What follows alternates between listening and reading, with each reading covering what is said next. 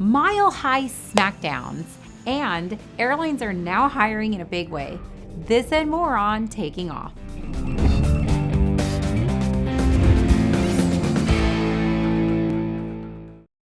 Welcome to Taking Off. I'm Christy Wong.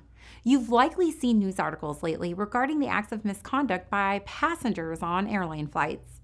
This past week, in fact, a Delta flight was diverted to Oklahoma City after an off-duty flight attendant, I think the technical term is, he went bazonkers. He said he would take the plane down, jumped on the PA system, choked a responding flight attendant, and had to be tackled by passengers and crew. The captain even put out an announcement for all strong males to come to the front of the aircraft to handle a problem passenger. Yeah, that's something you want to hear while sipping a beverage and coach. The Delta flight was on across country from Los Angeles to Atlanta, and the suspect is Stefan Jamar Duncan, who had been put on leave as a flight attendant. Police have said that Duncan was arrested and taken to a hospital after reporting chest pains and, hard to believe, signs of mental illness. You think? Another particularly startling event happened last month when a Southwest flight attendant was assaulted by a passenger, causing two of her teeth to be knocked out. The incident was recorded by fellow passengers on the flight. In a statement from Southwest, they reported that 28-year-old Viviana Quinones had repeatedly ignored standard in-flight instructions and became verbally and physically abusive upon landing. Witnesses on the flight stated that when the flight attendant approached Quinones during the taxi-in, Quinones attacked her, striking her in the face several times before a male passenger stood in between them. The flight attendant was left bloody, bruised, and with two loose teeth. She was sent to the hospital for treatment of her injuries. Quinones, however, was arrested, fined, and banned from flying on Southwest ever again. The FAA has reported a surge in aggressive behavior by passengers. In response, they have proposed fines of up to $15,000 as part of their zero-tolerance policy for unruly and dangerous behavior by passengers. What do you think of this proposal? Do you think it will help? What do you think is causing the surge in aggression? Some have speculated that it's due to increase in personal travel as well as the drop in business travel. Business travelers are typically more experienced and understand the etiquette of travel. Do you think that's a valid hypothesis? Leave your comments below.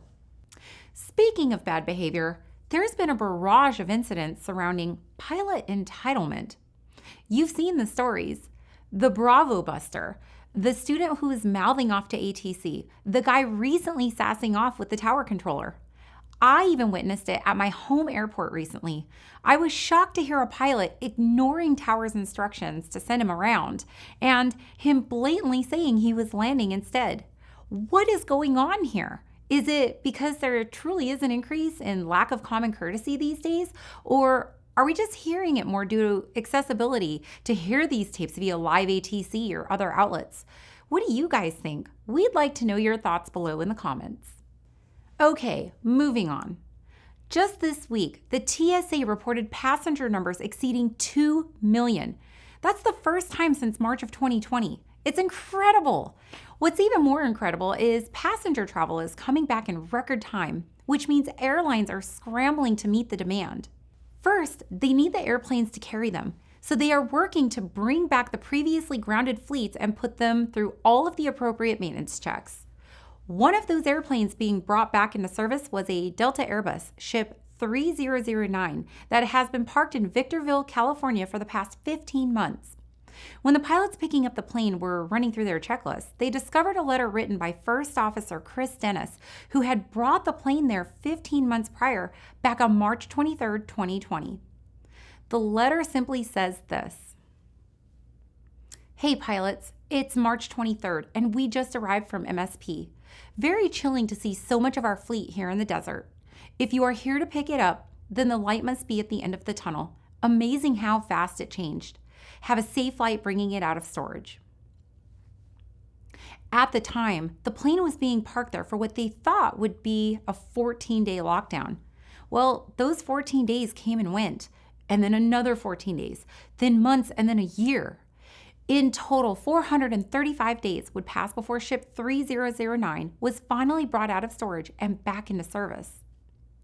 When that letter was discovered by the incoming flight crew, it was shared via Delta's Facebook page. Per Delta, those 57 words, which captured so much of the uncertainty and emotion we all felt in March 2020, underscored the gravity of the trip and how optimistic he now feels about the direction we're heading in. Ship 3009 is now prepared to take the skies once again. We wish First Officer Chris Dennis, as well as all of the affected flight crews, a swift and safe return to the skies. Because just as importantly as needing airplanes, the airlines need pilots to fly those planes. The problem is that it takes around 2 to 3 months to properly train a pilot and get them qualified for the line. There's a backlog in training as airlines are rushing to increase resources for getting pilots going once again. As many of you know, I am one of those pilots. On October 1st of last year, I was one of thousands of airline pilots furloughed and my dreams put on hold. Well, I'm happy to announce that I have recently received my training recall notice, and you'll see me starting class in late July. However, that means I won't get to participate in Oshkosh this year. It's definitely bittersweet, but you'll see Dan and the rest of the Taking Off crew at Osh through daily uploads of on-the-scene Osh content. You might even get updates from me as well via Zoom appearances. After a year off, I think people are really ready for an air venture. This year, the show will go on July 26th through August 1st. Osh couldn't be a couple weeks sooner, couldn't EAA? We talked to the head of communications for EAA, Dick Napinski, and he said the 2 big things to keep in mind this year are this. If you're flying in, make sure you get and read the NOTAM. This is so important. He said they made it easy, eaa.org/NOTAM. The second thing is that they're making registration super easy with the Airbus Express Arrival Program. You do this in advance, get your wristband sent to you, and voila, you skip those long admission lines and go straight to the security stand, and you're in. Dick goes on to say that though they were worried 6 months ago, pre-registrations are trending strong, and they might meet the 2019 levels, 600,000 plus. Air shows right now are seeing even stronger attendance than they did pre-pandemic. People just want to go out and experience some aviation. Another interesting note, with the globe still in lockdown, international is way down. I mean, even the border to Canada right now is still closed. But what that means is domestic travel is even higher than 2019. Amazing and great to see. Well, for us in the US anyway. Some upcoming highlights for those of you who actually get to attend Osh this year.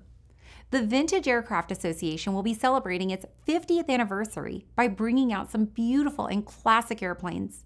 We're going to see some awesome aircraft like the Stinson, which is celebrating its 100th birthday, and others like the Piper Tri-Pacer family and other short-wing Pipers.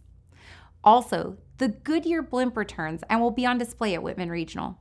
I won't get to see you there, but we are in the midst of an Osh ticket giveaway contest on Dan's earlier news rant, so make sure you head over and check that one out. As always, thank you again to everyone supporting us as we continue to grow.